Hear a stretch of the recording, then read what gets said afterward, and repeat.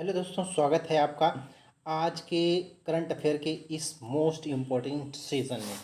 तो आज हम सबसे पहले बात करेंगे आज की मुख्य जो हेडिंग्स हैं, हेडलाइंस हैं उनकी। तो सबसे पहले बात करेंगे, देखिए 29 जून को हर वर्ष जो दिवस मनाया जाता है वो राष्ट्रीय सांख्यिकी दिवस मनाया जाता है और इस बार भी मनाया गया।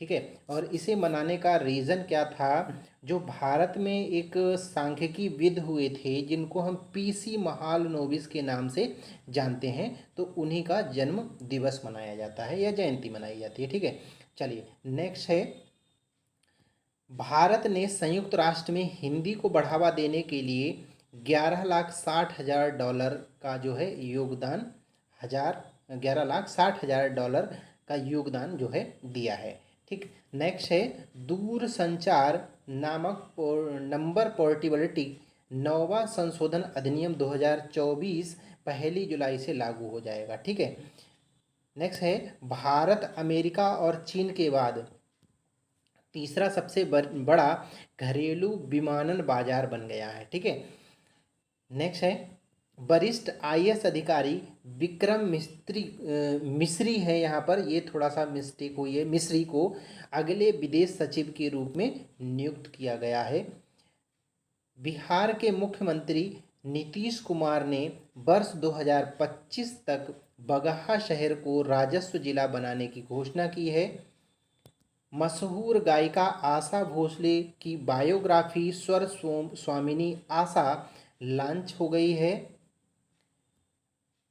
अमेरिका, दक्षिण कोरिया और जापान ने अपना पहला त्रिपक्षीय बहुक्षेत्रीय अभ्यास फ्रीडम एज शुरू किया है।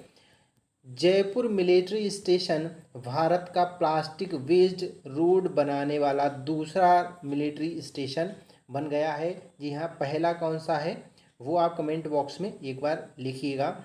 दिल्ली में 30 जून से 7 जुलाई तक डॉक्टर्स वीक मनाया जाएगा। नए विदेश सचिव जो है कौन बने हैं? अभी विक्रम मिस्री बने हैं। अंतर्राष्ट्रीय उष्णकटिबंधीय दिवस जो मनाया गया है वो 29 जून को मनाया गया है। अंतर्राष्ट्रीय संसदीय दिवस 30 जून को मनाया गया और इसकी थीम भी हम याद रखेंगे। इसकी थीम है संसदीय कूटनीति, शांति और समझौते के लिए पुल। भारत ने संयुक्त राष्ट्र में हिंदी को बढ़ावा देने के लिए 1.169 यूएस डॉलर की यूएस बिलियन यूएस डॉलर, ये बिलियन यूएस डॉलर है, इतने जो है धनराशि देने की घोषणा की है।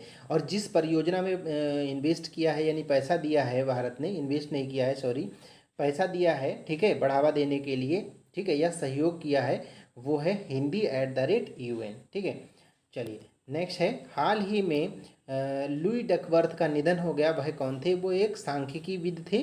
ठीक है, लुई डकवर्थ। और लुई डकवर्थ इम्पोर्टेंट इसलिए हो जाते हैं क्योंकि इन्होंने एक नियम दिया था हमारे क्रिकेट में, जिसमें लुईस डकवर्थ लुईस की मदद से जो है किसी मैच का रिजल्ट निकाला जाता है। तब रिजल्ट निकाला जाता है जब बारिश या किसी दूसरे व्यवधान की वजह से मैच पूरा नहीं हो पाता है। ठीक है, तो इसीलिए ये इम्पोर्टेंट हो जाते हैं। किस राज्य ने भारत का पहला बायो प्लास्टिक पार्क स्थापित करने की घोषणा की है? वो उत्तर प्रदेश ने। और कहाँ बनाएंगे? ये लखीमपुर खीरी में बनाएगा। लखीमपुर खीरी के अंदर एक गोला गोकर्ण नाथ तहसील है, उस तहसील के कुंभी नामक गांव में जो है स्थापित किया जाएगा। तो इसको आप लोग नोट कर लें।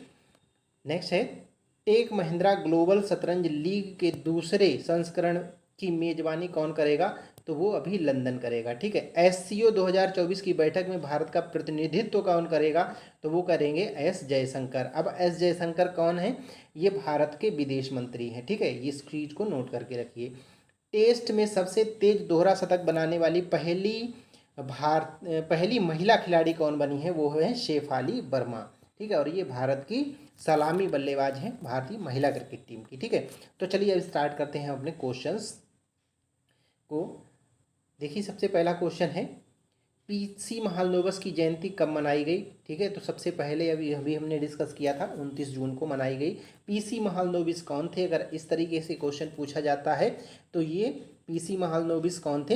ये एक सांख्यिकीविद थे भारत के, और इन्हीं ने जो है सेकेंड पंचवर्षीय जो योजना थी उस योजना का मसौदा इन्होंने ही तैयार किया था। तो इन्हीं के उस पे मॉडल पर इस जो है बेस्ड थी हमारी सेकेंड पंचवर्षीय योजना। ठीक है, चलिए नेक्स्ट है, विश्व बैंक ने हाइड्रोजन अभियान के लिए भारत को कितने बिलियन डॉलर के ऋण की मंजूरी दी है? ठीक है, तो विश्व बैंक ने अभी हाइड्रोजन अभियान के लिए भारत को 1.169 बिलियन डॉलर की ऋण की जो है मंजूरी दी है।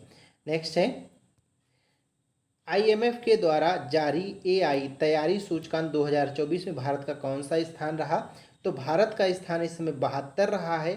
ठीक है, और कुल देश कितने थे? 74 देश थे, और चाइना की अगर बात करें तो 31वां है। ठीक है, एआई का मतलब आर्टिफिशियल इंटेलिजेंस है। ठीक है, आर्टिफिशियल इंटेलिजेंस जो है इसकी तैयारी क्या है? ठीक, इस पर एक सूचकांक तैयार किया था आईएमएफ ने। आईएमएफ क्या है? International monetary fund. ठीक है, यानी अंतर्राष्ट्रीय मुद्रा फंड। ठीक है, और इसका हेडक्वार्टर अगर पूछा जाता है तो वो वाशिंगटन डीसी में है। ठीक है, चलिए नेक्स्ट क्वेश्चन है, न्याय प्रदान करने के लिए किस राज्य ने पहली बार गवाह संरक्षण योजना बनाई? तो ये योजना तैयार करने वाला भारत का असम पहला एक ऐसा राज्य बना है। ठीक है, जिसमें कि यहाँ के जो सीएम हैं हेमंत बिस्व शर्मा, इन्होंने ये घोषणा की कि अब कोई व्यक्ति गवाही देता है तो उसे संरक्षण दिया जाएगा। ठीक है, नेक्स्ट क्वेश्चन है, हाल ही में बैंक ऑफ बड़ौदा ने किसे अपना नया ब्रांड एम्बेसडर नियुक्त किया है?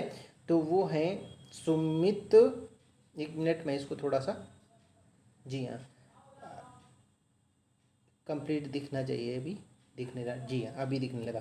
ठीक है, तो बैंक ऑफ बड़ौदा ने अभी अपना नया ब्रांड एम्बेसडर किसे? सुमित नागल को बनाया है। ये क्या है? एक बैडमिंटन के खिलाड़ी हैं। ठीक, इनको अभी नियुक्त किया गया है। चलिए नेक्स्ट क्वेश्चन देखेंगे, भारतीय लोक कला और जनजातीय कला प्रदर्शनी हुनर का आयोजन कहाँ किया गया? तो ये भी हाल ही में कहाँ? दुबई में किया गया। ठीक है, और इस प्रदर्शनी का नाम क्या था? हुनर था। ठीक है, नेक्स्ट क्वेश्चन है, हाल ही में किस देश को FATF की ग्रे लिस्ट से बाहर किया गया? तो अभी तुर्की को इस ग्रे लिस्ट से बाहर किया गया। ठीक है, यानी ये जो लिस्ट होती है वो क्या होता है, जो आतंकवादी होते हैं उसको फंडिंग करने वाले कंट्री को इस लिस्ट में रखा जाता है। अब इस तुर्की को इस जो है सूची से या लिस्ट से बाहर कर दिया गया है। ठीक है, नेक्स्ट क्वेश्चन है, जंगल की आग के कारणों का पता लगाने के लिए भारत के किस टाइगर रिजर्व में AI प्रणाली स्थापित की गई? तो अभी पेंच टाइगर रिजर्व जो कि महाराष्ट्र के अंदर आता है उसमें इस प्रणाली को स्थापित किया गया, जो कि आग के कारणों का पता लगा लेगा या आग फैलने से पहले ही उसको पता करके और इन्फॉर्मेशन दे देगा। ठीक है, तो ये थे आज के हमारे करंट अफेयर के मोस्ट इंपॉर्टेंट क्वेश्चंस। आपको हमारा सेशन कैसा लगा एक बार कमेंट करके ज़रूर बताएं। बाकी वीडियो को लाइक करें और अपने दोस्तों को शेयर करें।